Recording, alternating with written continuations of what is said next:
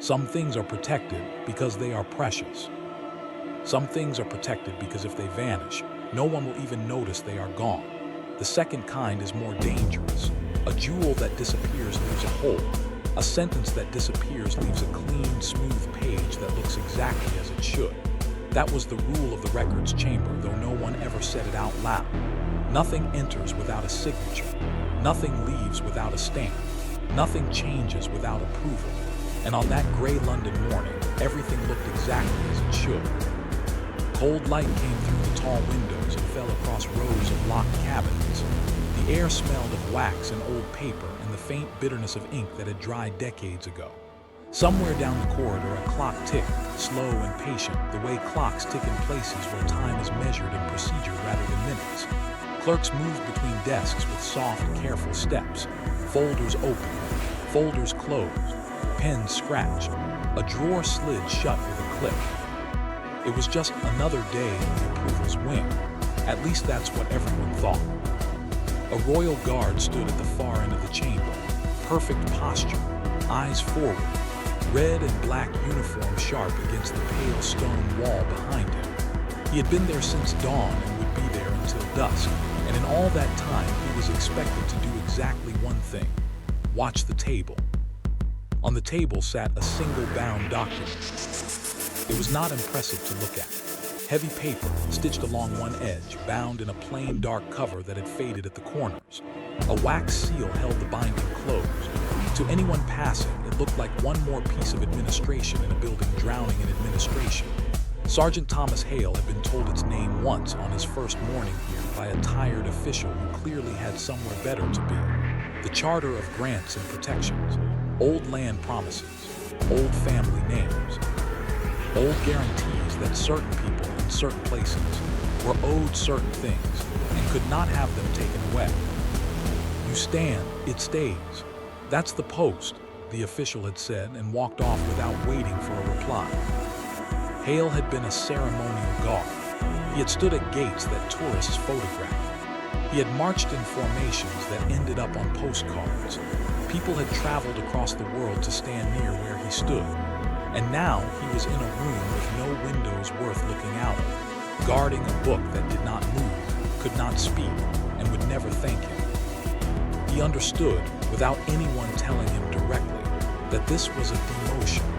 You did not put a man on document watch because you valued him. You put him there because you needed him out of the way, and the post had to be filled by someone.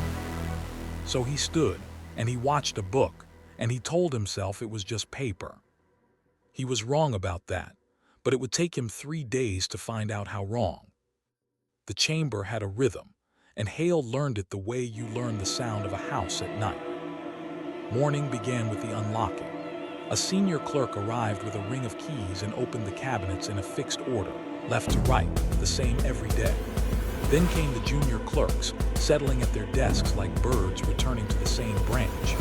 Then the cart's small wooden trolley stacked with folders that were wheeled in, sorted, wheeled out.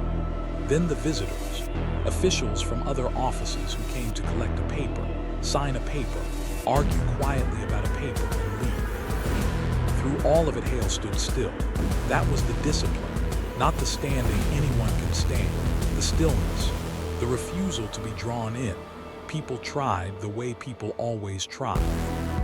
On the first afternoon, a junior clerk named Whitlow, a young man with ink on his cuff and too much energy for the room, stopped in front of Hale with 2 folders under his arm and a grin he could not hold back.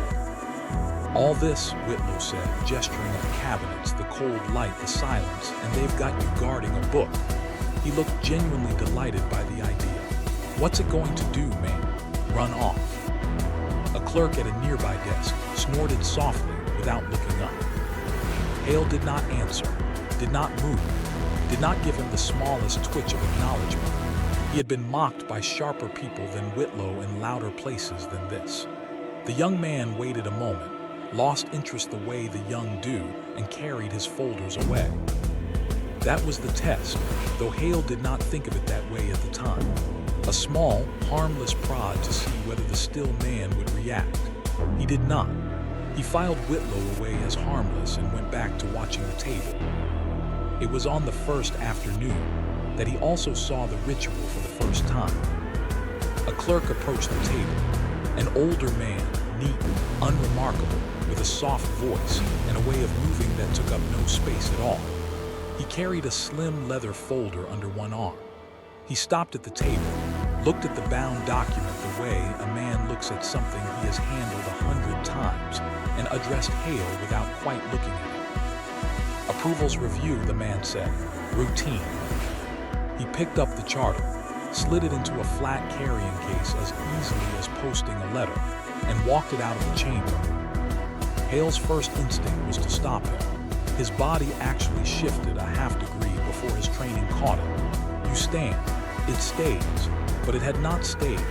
It had been carried out of the room by a man who hadn't even broken stride. Hale's jaw tightened. He looked toward the senior clerk at the central desk, the one with the keys, expecting alarm. There was none. The senior clerk had not even looked up. "That's allowed?" Hale asked. He rarely spoke on duty.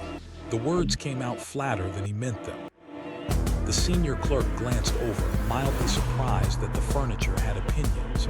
"Mr. Roskill," he said the name the way you say the name of weather. "Senior approvals. The charter goes up for review, it comes back stamped. Happens all the time. You're not guarding it from him. You're guarding it from everyone who isn't him." Hale absorbed that. So the thing he was protecting was regularly removed from his protection by the one man no one questioned. He did not like the shape of it, but it was not his place to like or dislike the shape of things. It was his place to stand. 2 hours later, the charter came back. Mr. Roskill returned it himself, sliding it out of the flat case and onto the table with the same effortless ease, the binding now bearing a fresh stamp on a slip tucked under the cover. "Approved," he said softly, almost to the document rather than to anyone in the room. "Pending revision." He smiled at no one in particular and left. "Approved, pending revision." Hale would come to know that phrase the way a soldier comes to know the sound of a particular gun. It would be said again and again over the days that followed, always in the same soft voice, always with the same small smile. And every single time, the document would return looking exactly as it had, and be very slightly less than it was. But he did not know that yet. On the first day, it was just a phrase. On the first day, it was just routine. On the first day, it was just paper. The second day was the same as the first, which is the most dangerous thing a day can be. The unlocking, the clerks, the carts, the visitors, and mid-morning this time, the ritual. Mr. Roskill, slim folder under his arm, soft voice, no wasted movement. "Approval's review, routine." The charter went out. Hale's body did not shift this time. He had been told it was allowed. He stood and watched the empty place on the table where the document had been, and he found that he disliked the empty place more than he expected to. A guarded thing that keeps leaving is a strange thing to guard. You begin to feel less like a protector and more like a coat hook, there to hold something that is mostly somewhere else. The charter came back 90 minutes later. "Approved," Roskill murmured. "Pending revision." The small smile, the quiet exit. Hale watched him go and for the first time really looked at the man. There was nothing to see. That was the thing that stayed with him after. A man who had so thoroughly mastered being unremarkable that your eyes slid off him like water off wax. Average height, average voice. A face you would fail to describe to anyone an hour later. He moved through the chamber the way a draft moves through a house, present, constant, and never blamed for anything. Whitlow drifted past Hale's post again that afternoon, in a talkative mood, the way he always seemed to be. "Still here," he observed cheerfully. "Still guarding the book. Big day for the book." Hale said nothing. "It went out twice yesterday and twice today, you know," Whitlow went on. Not because he was suspicious, but because he was bored and liked the sound of his own commentary. "Most active book in the building, that one. More stamps on it than a parcel." He laughed at his own joke and wandered off. He had no idea he had just handed Hale the first true detail. He never would. most active book in the building, more stamps on it than a parcel. Hale stood through the rest of the afternoon turning that over. A charter of old promises, of land grants and protections that had not changed in living memory. Why would such a thing need approving and revising twice a day, every day? Promises that old were supposed to be settled. You did not reapprove a thing that was finished. You reapproved a thing that was still being decided, or a thing that was still being changed. He told himself it was not his concern. He was not a clerk. He could not read the law. His job was the table, not the words on the paper. And he held to that for the rest of the second day, the way a man holds to a railing he has just felt move under his hand. He held to it right up until the third morning, when boredom did the one thing boredom is good for. It made him curious. The chamber was quiet in the first hour, before the carts, before the visitors. The senior clerk had stepped out. The junior desks were empty. The charter lay on the table where it always lay, between the brief moments when it did not. Hale looked at it for a long time. He was not supposed to touch it. There was no rule that said so in words, because no one had imagined the furniture would want to. But there was no one in the room, and the document was the thing he had stood beside for 3 days without once knowing what it actually said. And a man can only guard a stranger for so long before he wants to see its face. He stepped to the table. He listened. Nothing but the patient clock. He lifted the cover with 2 fingers carefully, the way you lift the lid of something you are not sure is asleep. He could read, not quickly and not the way clerks read, skimming for the line they need. He read the way working men read slowly, with his attention pressed flat against each line, finishing what he started. So he started at the top and he read. It was a list mostly, names of places he half recognized and places he did not. Beside each one, the families and persons to whom protections and grants were owed, and the words that said those protections could not be removed, reduced, or reassigned without the consent of the Crown directly. Old language, heavy language, but under the weight of it simple. These people, these places, these promises, not to be taken away. He read perhaps a third of it before he heard footsteps in the corridor and set the cover down and stepped back to his post, heart unaccountably quick, as if he had been caught at something. It was only a cart. It passed.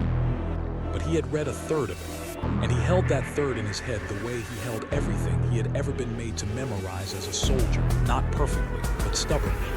A name near the top, a place that had made him think briefly of a village he had marched through once, a clause about land that shall not be reassigned.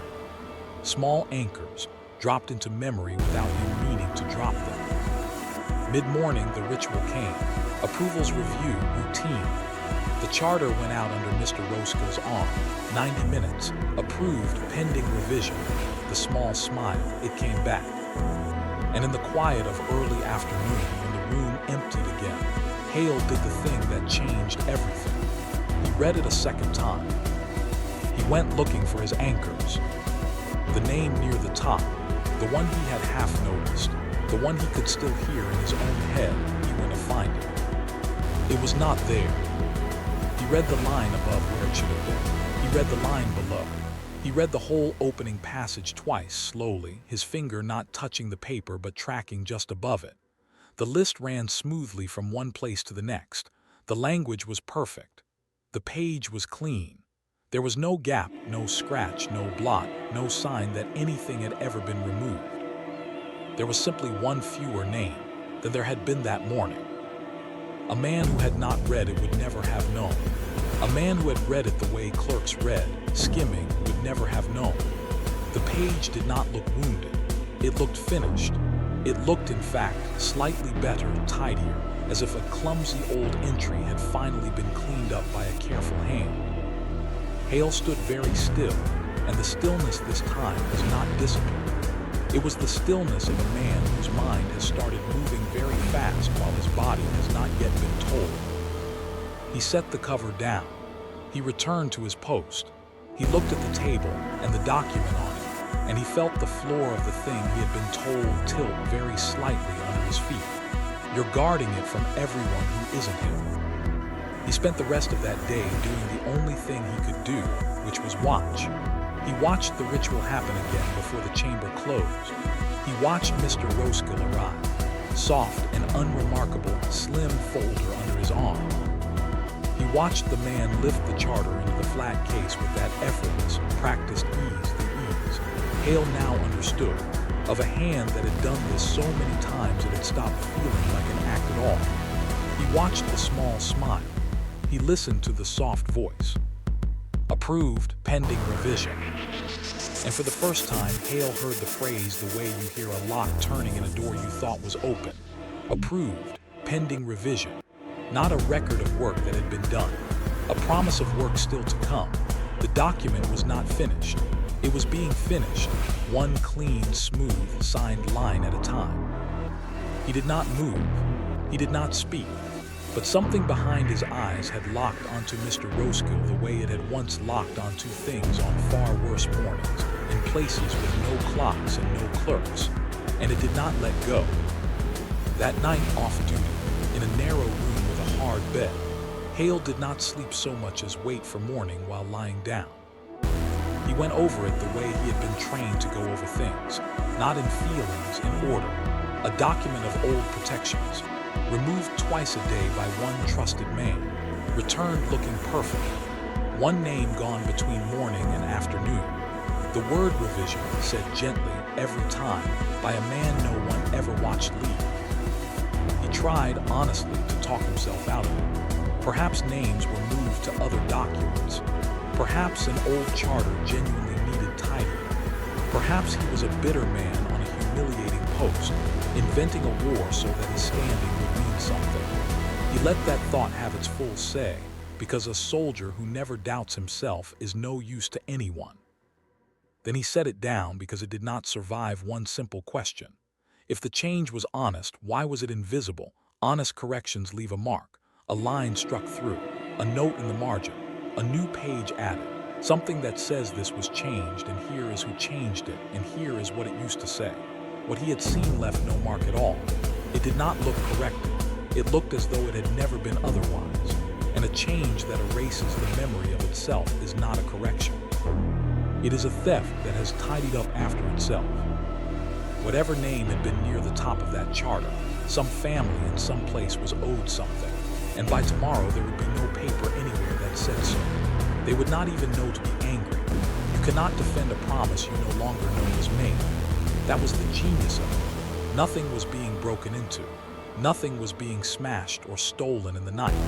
It was all being done in daylight with a stamp by a polite man through the front door with everyone's permission. He thought about the names he had managed to hold in his own head. Not many. A handful of anchors dropped without meaning to. He was, he realized, possibly the only copy left of what the document used to say. Not the paper. Him. A demoted ceremonial guard who had been bored enough on the right morning to read. He understood then, with no drama, the way you understand a thing in the dark, that this was no longer a post he was standing. It was a thing he was going to have to do. He did not yet know exactly how, but he knew the shape of it. The next time that document left the room, it had to come back the same. And the next time it tried to leave at all, it would have to get past the one piece of furniture in the chamber that had started reading. The third full day began like every other, which made what happened in it stranger. The unlocking, the clerks, the carts, Whitlow drifting past with a comment about the book that Hale did not hear because he was listening past it, the way you listen past a sound for the one underneath it. He had decided, lying awake, what he would do. It was very simple, which is the only kind of plan a man on a fixed post can have. He would not accuse. He had no standing to accuse and no proof a clerk would recognize. He would do one thing only. The next time the charter was carried out of the chamber, he would, before it left, read what was still in it. And when it came back, he would read it again.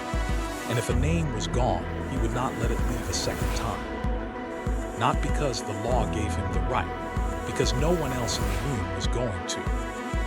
Mid-morning came, so did Mr. Roskill. Slim folder under the arm, Soft, unhurried steps. The man crossed the chamber the way he always crossed it, drawing no eyes, and stopped at the table where the charter lay. Approval's review, he said quietly. Routine. He reached for the document. A moment, Hale said. It was not loud. It did not need to be. It was the first time in 3 days the guard at the post had spoken without being spoken to, and the small wrongness of that, the furniture talking, was enough to make 2 nearby clerks look up. Mr. Roskell's hand paused above the cover. He turned mildly, with the patient expression of a busy man being delayed by something beneath his concern. I'm sorry. Before it goes, Hale said, I'd like it read, out loud, the opening passage by him. He nodded without taking his eyes off Roskell toward the senior clerk at the central desk, the man with the keys. The chamber went quiet in the particular way a room goes quiet when something has stepped slightly off its rails. The senior clerk frowned. It's a routine review, Sergeant. It goes up, it comes back. It's been doing that for. I know how long it's been doing that, Hale said.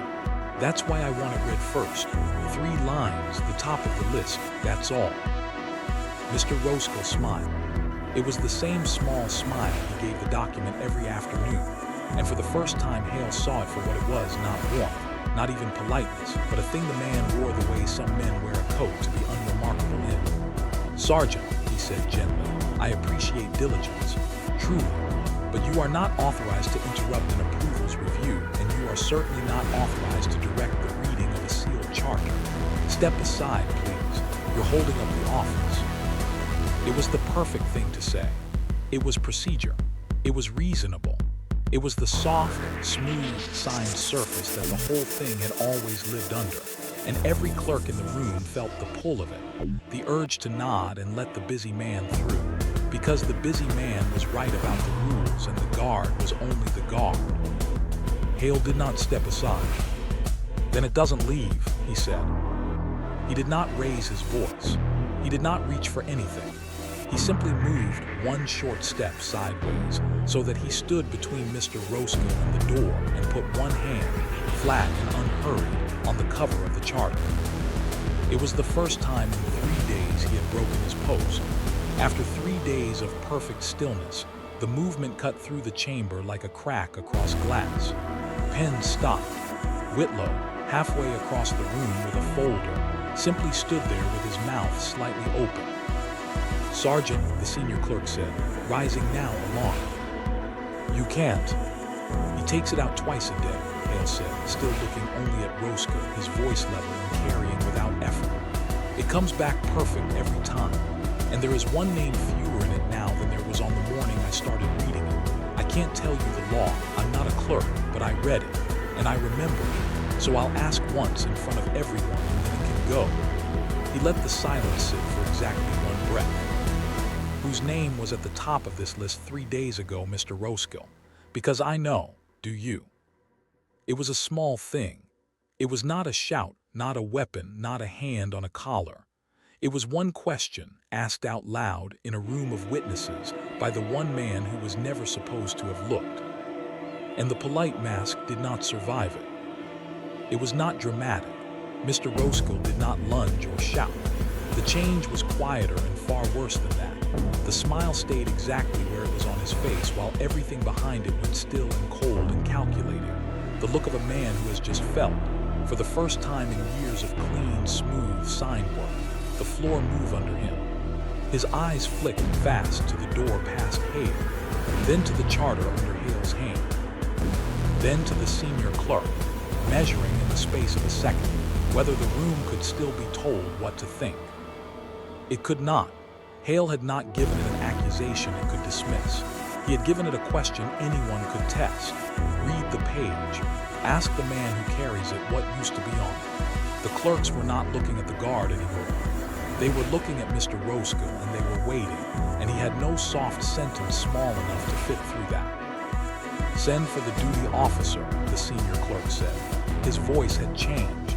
He was not looking at Hale now either. Mr. Roskell set the slim folder down on the table very carefully, the way a man sets down something when he has decided not to run, because running is also an answer, and he is not yet ready to give that up. "This is absurd," he said. The voice was still soft, but the smile finally was gone. "It is a routine review." "Then you'll be glad to have it read," Hale said, and he did not move his hand. It ended the way these things end when they are done properly, quietly, with no story for the corridor to carry. The duty officer came, a senior man, gray at the temples, who arrived without hurry and listened without interrupting, first to the senior clerk, then briefly to Hale. He did not ask Hale how he had dared to read it. He asked him only what he remembered, and Hale told him, not all of it. He was honest about that. He had read a third twice, and held what a man holds, which is anchors, not the whole anchor chain. A name near the top, a place that had reminded him of a village. A clause that said certain land could not be reassigned. It was enough. It was enough because it was checkable, and because the moment it was clear that someone had been holding the old wording in his head, other quiet questions could finally be asked. Where did the document go during a review? Who else handled it? Why a charter of settled ancient protections required approving and revising twice every day? Why each returned copy was so clean? The questions were not loud. They did not need to be. They were simply, at last, being asked. And a scheme built entirely on no one asking does not survive the asking. What exactly had been removed and over how long, and who beyond Mr. Roskill had wanted it removed, Hale never learned and was never told. That was above the post, and he knew it, and he did not reach for it. He had not done this to know the ending. He had done it because the thing he was standing beside had been disappearing in front of him, and he was the only one who had bothered to look at its face. Mr. Roskill was walked out of the chamber the same way he had always walked through it, quietly, drawing few eyes, taking up no space. The difference was the two men who walked on either side of him, and the fact that this time he did not come back. The chamber returned to its rhythm with unsettling speed. The cabinets were relocked in their fixed order. The carts resumed. Whitlow, subdued for almost a full hour, eventually drifted back near Hale's post, opened his mouth to make some comment about the book, looked at the table, looked at the guard, and for once said nothing at all. He simply nodded, the way the young nod when they have just watched something they don't fully understand but know they will remember, and went back to his folders. The duty officer did not leave immediately. He stood for a while at the central desk with the charter open in front of him, and a thin, old reference copy beside it that someone had been sent to find, comparing them line by line, his finger moving slowly down the page the way Hale's had 3 mornings before. It took a long time. Hale stood at his post through all of it, still, eyes forward, as if nothing had happened, because that too was the discipline. The work was not his to watch finish, only to make sure it could be. When the officer was done, he closed the charter and rested his hand on the cover for a moment, the way you rest a hand on something you have just decided to take more seriously. Then he crossed the chamber to where Hale stood. He did not make a speech. He did not thank him in front of the room, which Hale was grateful for, because a man on a post does not want a speech. He wants the thing he guarded to still mean what it said. The officer simply stopped in front of him, looked at him for a moment, really looked, the way no one in that building had looked at the guard on the document post in 3 days, and gave him a single short nod. That was all. Acknowledgement, understanding, something like respect, given the way real respect is usually given, with no audience and almost no movement. Hale returned it, the smallest nod barely there. And then the officer left, and the chamber went on, and the cabinet stayed locked, and the charter stayed on the table where it had always stayed, between the moments when it did not. Except now it would not leave that room without 2 people knowing exactly what was in it, and one of them would be the man at the post. People in the building talked about it for a while, the way people talk about a thing they only saw the edges of. Did you hear something happened in records? Wasn't there a guard? Wasn't there a clerk? No one had the whole shape of it. Only fragments, only guesses. The story thinned in the retelling the way that charter had thinned on the table until it was just a clean, smooth, unremarkable thing that people half remembered and could not quite source. That did not trouble Hale. He had not done it to be a story.